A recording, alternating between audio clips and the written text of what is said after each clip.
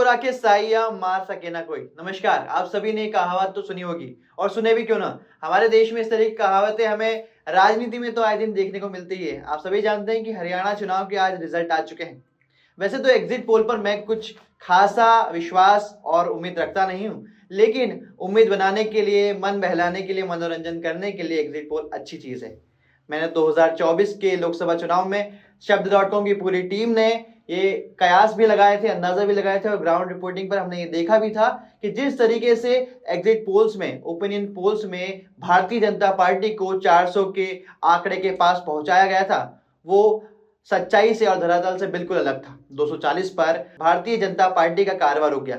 इसी तरह सभी एग्जिट पोल्स हरियाणा चुनाव के लिए कांग्रेस को बम्पर जीत के साथ सरकार बनाते हुए दिखा रहे थे, लेकिन आज जब सवेरे से टीवी स्क्रीन सभी ने चालू करी, खबरें देखी, इलेक्शन कमीशन की वेबसाइट पर आंकड़े देखे, तो भारतीय जनता पार्टी के साथ तो अचंभा हुआ ही, लेकिन उससे ज्यादा कांग्रेस पार्टी और कांग्रेस के कार्यकर्ता और समर्थकों की आंखें फटी की फटी रह गई। और जो कांग्रेस की विचारधारा से जुड़े लोग हैं वो भी अभी तक समझ नहीं पा रहे हैं कि हरियाणा में आखिर हुआ क्या। मैं आपको कुछ एग्जिट पोल के नंबर्स बताता हूं।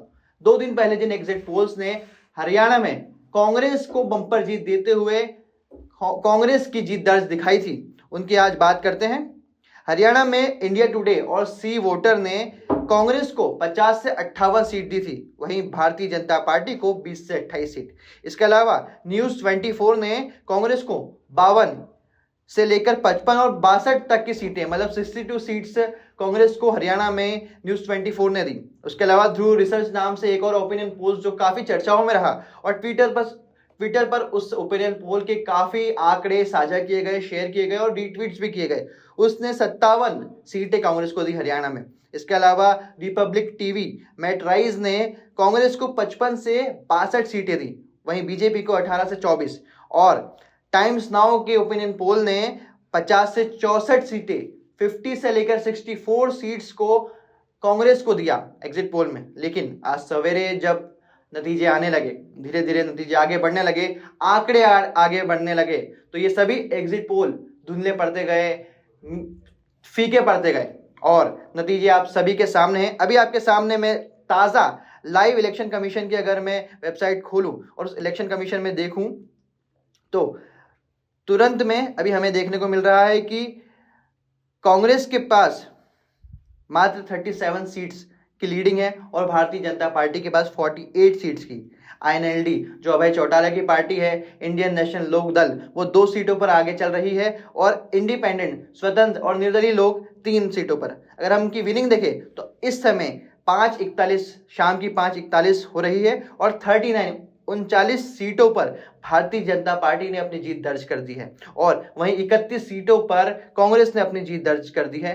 9 सीटों पर भारतीय जनता पार्टी आगे चल रही है और 6 सीट पर कांग्रेस आगे चल रही है। इंडियन नेशनल लोक दल का एक कैंडिडेट दबावाली से आदित्य देवीलाल ने जीत दर्ज की है, वहीं तीन इंडिपेंडेंट प्रत्याशियों ने जीत दर्ज की है। एक तो गनौर से देवेंद्र काडियान ने, उसके अलावा हिसार से सावित्री जिंदल ने और बहादुरगढ़ से राजेश जून ने अपनी जीत दर्ज की है। अगर हम एग्जिट पोल्स की बातें करें और वहीं नतीजों की बात करें तो काफी अंतर देखने को आया। अब ये मंथन का दौर है और मंथन का एक रीजन भी है कि कांग्रेस पार्टी को अपने गिरिबान में झांकना होगा कि किस तरीके से जलेबी से लेकर, अग्निवीर से लेकर, किसान आंदोलन से लेकर, पहलवानों का आंदोलन से लेकर और विनेश फोगाट की कांग्रेस में एंट्री, उसे टिकट देना, उसके बाद भी इतनी सारी चीजों कांग्रेस के पक्ष में और भारतीय जनता पार्टी विरुद्ध में होने के बाद भी कैसे भारतीय जनता पार्टी ने अपने अनुशासन, अपनी कार्यशैली, मोदी मैजिक, नायब सिंह सहनी का और मनोहर लाल खट्टर का पूरा रिपोर्ट कार्ड और उसके साथ उनके कार्यकर्ताओं, पदाधिकारियों की मेहनत, अनुशासन और जज्बे के साथ इस चुनाव में कांग्रेस पार्टी से हाथ में आती हुई जीत छीन ली। और वहीं आम आदमी पार्टी जो अरविंद केजरीवाल की पार्टी है और अरविंद केजरीवाल का गृह क्षेत्र है, कहा जाए तो रहने वाले हरियाणा के ही केजरीवाल, वहां पर भी एक भी खाता इस बार खोल नहीं पाए। कहां वो पंजाब में पूरी की पूरी सरकार पलटकर सरकार बना दी और भगवंत मान को मुख्यमंत्री बना दिया,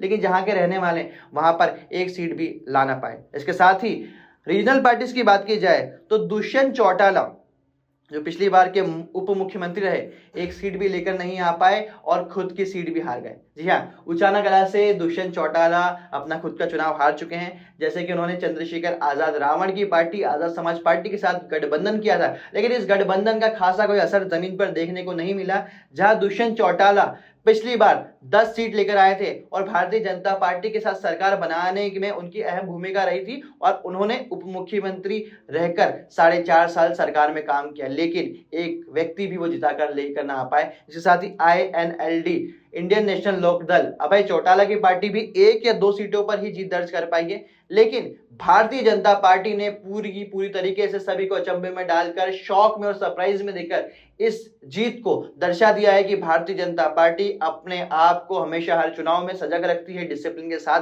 हर चुनाव को उतने ही महत्व से लड़ती है जितना उनके लिए लोकसभा हो, उतना ही उनके लिए विधानसभा या फिर नगर परिषद या फिर प्रभारी और प्रधान का चुनाव ही हो। ये भारतीय जनता पार्टी की तारीफ जरूर करनी होगी इस चीज में। हम आगे देखते हैं कौन कौन कहां से जीता। नायब सिंह सैनी सिटिंग MLA हैं और सिटिंग मुख्यमंत्री है, लाडवा से जीते हैं मेवा सिंह के सामने। कांग्रेस के मेवा सिंह 16,054 वोट से हारे हैं नायब सिंह सैनी के सामने। विनेश फोगाट, ओलंपियन विनेश फोगाट, पहलवान विनेश फोगाट, पहलवान आंदोलन को लेकर काफी चर्चा में रही। उन्होंने जंतर मंतर पर महीनों तक आंदोलन किया, उसके बाद ओलंपिक्स में गई, ओलंपिक्स में क्वालिफाई किया, वर्ल्ड नंबर 1 को हराया, लेकिन मात्र 100 ग्राम वेट कम होने के कारण उन्हें ओलंपिक में डिस्क्वालीफाई कर दिया। बड़ी सरगर्मियां हुई, बड़ी सुर्खियां हुई, देश विदेश तक इस चीज की लेकर बड़ी चर्चा हुई। काफी इमोशनल भी हो गए थे पूरे देशवासी। और भारत की बेटी, भारत की एक वीर बेटी, शौर्यवान बेटी, जो एक माइन्यूट टेक्निकल डिटेल के कारण ओलंपिक में गोल्ड मेडल या फिर किसी भी मेडल से चूक गई, लेकिन जब वो उसने राजनीति में प्रवेश किया तो सभी लोगों के लिए उसके मायने बदल गए और उन्होंने कांग्रेस के टिकट पर जुलाना से चुनाव लड़ा और 6,015 वोटों से जीत दर्ज की। ये एक नई राजनीति, नया कैरियर और नई यात्रा की और विनेश फोगाट बढ़ चुकी है। इसके अलावा रणदीप सुरजेवाला, कांग्रेस के बड़े नेता, उनके बेटे आदित्य सुरजेवाला ने कैथल से जीत दर्ज की है 8,124 वोट से। इसके अलावा भूपेंद्र हुड्डा, जो मुख्यमंत्री पद के पहले दावेदार, कांग्रेस की अगर सरकार बनती, कांग्रेस की जीत दर्ज होती है चुनाव में अगर, तो भूपेंद्र हुड्डा पहले नंबर पे थे मुख्यमंत्री पद पे। उन्होंने 71,465 वोटों से जीत दर्ज की, लेकिन अफसोस ये जीत इतनी खुशी लेकर उनके लिए नहीं आई है, क्योंकि सरकार अब भारतीय जनता पार्टी की अब तक लग रहा है कि बनने वाली है। इसके अलावा अनिल विज जीते हैं। भव्य बिश्नोई हारे हैं। बिश्नोई परिवार के राजकुमार या राजकुमार कहे नए लड़के जो पिछली बार विधायक थे और यंग लीडर है, वो चुनाव हार चुके हैं। इसके अलावा दुष्यंत चौटाला चुनाव हार चुके हैं, अभय चौटाला चुनाव हार चुके हैं। हिसार से इंडिपेंडेंट सावित्री जिंदल जीत चुकी है, आदमपुर से भव्य बिश्नोई हारे। इसके अलावा सिरसा से गोपाल कांडा चुनाव अपना हार चुके हैं। बादशाहपुर से रविंद्र नरवीर सिंह ने चुनाव जीता है और उन्होंने कांग्रेस के वर्धन यादव को चुनाव हरा है। हालांकि वर्धन यादव जिस सीट से लड़े थे पिछली बार, कांग्रेस को वहां पर मात्र 4% वोट मिले थे, लेकिन इस बार उन्होंने 80,000 वोट लेकर अच्छी लड़ाई लड़ी है। इसके अलावा हम देखें तो कई बड़े नेता हरियाणा में चुनाव हारे हैं, जिसमें सुमिता सिंह, वीरेंद्र राठौर, प्रदीप नरवाल बड़े युवा और ऊर्जावान नेता है, लेकिन अपना चुनाव हार चुके हैं। धर्म सिंह छोक्कर चुनाव हारे हैं। वर्धन यादव अपना चुनाव हारे हैं। पूर्व उप मुख्यमंत्री दुष्यंत चौटाला अपना चुनाव हारे हैं। दिग्विजय चौटाला अपना चुनाव हारे हैं। अभय चौटाला अपना चुनाव हारे हैं। रणजीत चौटाला अपना चुनाव हारे और राव नरेंद्र अपना चुनाव हारे हैं। अगर वोट शेयर की बात की जाए तो कांग्रेस को 39.10% वोट शेयर मिला है, वही भारतीय जनता पार्टी को 39.90% वोट शेयर।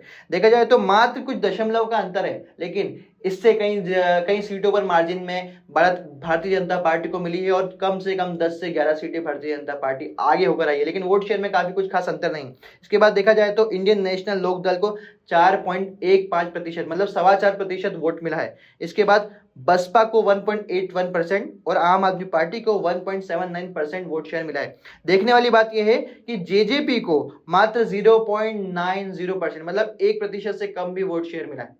ये बहुत ही अचंभे वाली बात है कि जो पार्टी पिछले चुनाव में 10 विधायक चुनकर आई थी और उप मुख्यमंत्री दुष्यंत चौटाला बने थे, वो इस चुनाव में मात्र 1% से कम वोट शेयर लेकर आए। ये हरियाणा का चुनाव अब कांग्रेस पार्टी और अन्य पार्टियों के लिए काफी मंथन करने वाला विषय है और भारतीय जनता पार्टी के तो फिलहाल खुशी मनाने का विषय है। आगे भी अन्य चुनावों को लेकर और इस हरियाणा चुनाव के अन्य खबरों को लेकर हम बने रहेंगे। आप बने रहिए शब्द.com के साथ। धन्यवाद।